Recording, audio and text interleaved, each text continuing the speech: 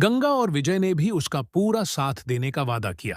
रामनाथ ने प्रकाश के साथ मिलकर गांव में कृषि सहकारी समिति का गठन किया। यह समिति किसानों को एकजुट कर रही थी ताकि वे अपनी फसलों का सही मूल्य प्राप्त कर सकें और बिचौलियों के चंगुल से बच सकें।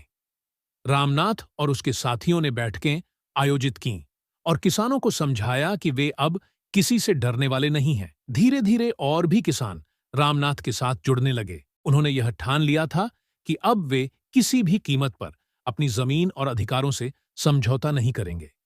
मुखिया ने अब खुले तौर पर रामनाथ और उसकी सहकारी समिति का विरोध करना शुरू कर दिया। उसने यह प्रचारित करना शुरू कर दिया कि रामनाथ गांव के सामूहिक स्वार्थ को नष्ट कर रहा है और उसकी योजनाएं गांव के लिए घातक हो सकती हैं। लेकिन रामनाथ ने हार नहीं मानी।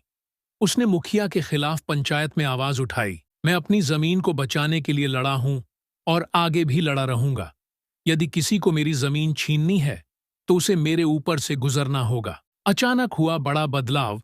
गांव के कुछ और किसान जो पहले डर के मारे चुप थे, अब खुलकर रामनाथ के समर्थन में आ गए। उन्होंने मुखिया के खिलाफ अपना समर्थन जताया और पंचायत में रामनाथ के पक्ष में बात की। रामनाथ का हौसला अब पहले से कहीं ज्यादा बढ़ चुका था।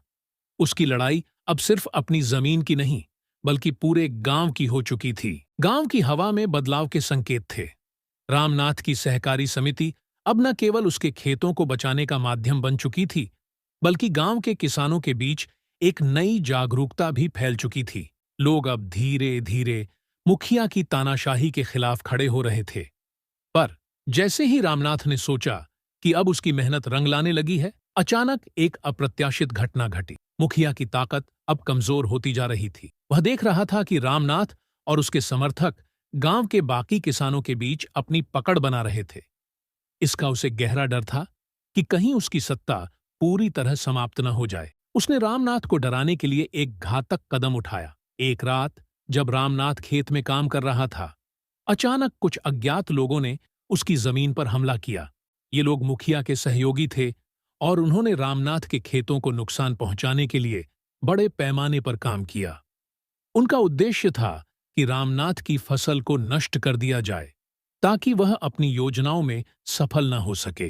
रामनाथ जब खेत से वापस घर लौटने लगा तो रास्ते में उसे अचानक कुछ लोग घेरने आ गए। वह तुरंत समझ गया कि यह हमला सिर्फ उसे डराने के लिए नहीं, बल्कि उसे पूरी तरह से पराजित करने के लिए किया गया था।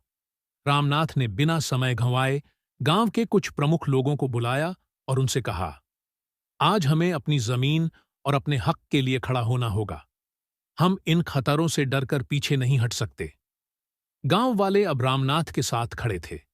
उसने फैसला किया कि वह मुखिया और उसके सहयोगियों के खिलाफ आवाज उठाएगा और जो भी नुकसान हुआ है उसका मुआवजा मांगेगा। रामनाथ ने अपने बेटे विजय को भी समझाया, आज जो हुआ वह एक संकेत है। अगर हमें अपनी जमीन और अधिकारों को बचाना है तो हमें पूरी तरह से लड़ाई लड़नी होगी। विजय ने अपने पिता के साहस को देखते हुए पूरी तरह से उनका साथ देने का वादा किया। रामनाथ ने अब सहकारी समिति के बाकी किसानों को एकजुट किया। यह अब एक बड़ा आंदोलन बन चुका था। सभी ने मिलकर तय किया कि वे मुखिया के खिलाफ पंचायत में आवाज उठाएंगे। उन्होंने यह तय किया कि वे न केवल अपनी जमीन की रक्षा करेंगे, बल्कि गांव के बाकी किसानों को भी जागरूक करेंगे। रामनाथ ने सभी को एकत्र किया और पंचायत में कहा, हमने आज तक अपनी जमीनों और मेहनत का सम्मान किया है। हम किसी से भी नहीं डरते।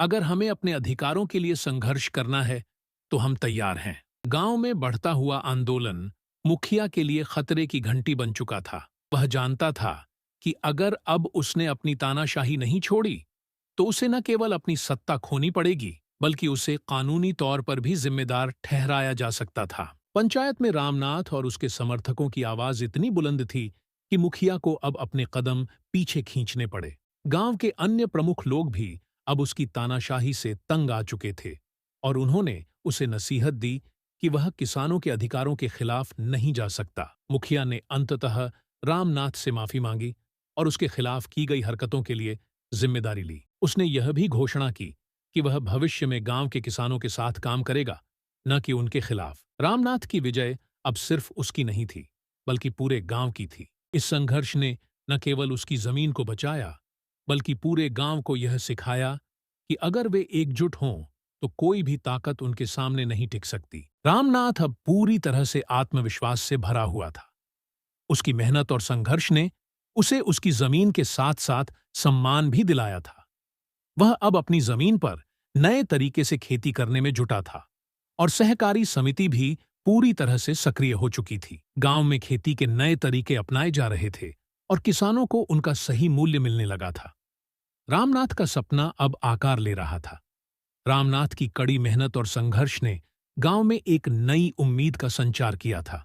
मुखिया की तानाशाही के खिलाफ उठाई गई आवाज ने न केवल उसे पीछे हटने पर मजबूर किया, बल्कि पूरे गांव को यह समझाया कि एकजुटता से किसी भी समस्या का समाधान निकाला जा सकता है। अब गांव में बदलाव की बयार चल रही थी और रामनाथ की खेती के नए तरीके धीरे धीरे बाकी किसानों के लिए प्रेरणा बन गए थे। रामनाथ और उसकी सहकारी समिति ने गांव के अन्य किसानों को भी शामिल किया। किसानों को यह समझ में आ गया था कि अगर वे मिलकर काम करेंगे तो न केवल उनकी फसल का उचित मूल्य मिलेगा, बल्कि वे अपने खेतों में नई तकनीकों का प्रयोग कर ज्यादा मुनाफा कमा सकते हैं।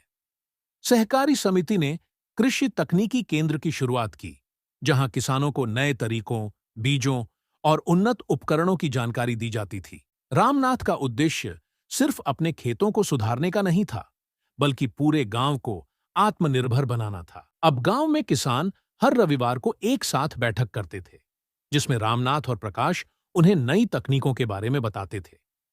यह गांव अब धीरे धीरे कृषि क्षेत्र में एक मिसाल बनता जा रहा था। गांव के लोगों ने रामनाथ के संघर्ष और सफलता को देखा और उसे पूरी तरह से समर्थन दिया। कुछ पुराने किसान जो कभी उसके खिलाफ थे, अब उसके साथ खड़े थे। दोस्तों, अब हम इस किसान रामनाथ की कहानी को यहीं पर खत्म करते हैं। दोस्तों, कहानी पूरी हो चुकी है। अगर आपको यह कहानी अच्छी लगी है तो वीडियो को लाइक और एक प्यारा सा कमेंट और चैनल को सब्सक्राइब जरूर कर देना, ताकि हम ऐसी ही कहानी डालें तो आप लोगों को नोटिफिकेशन मिल जाए। Thank you so much.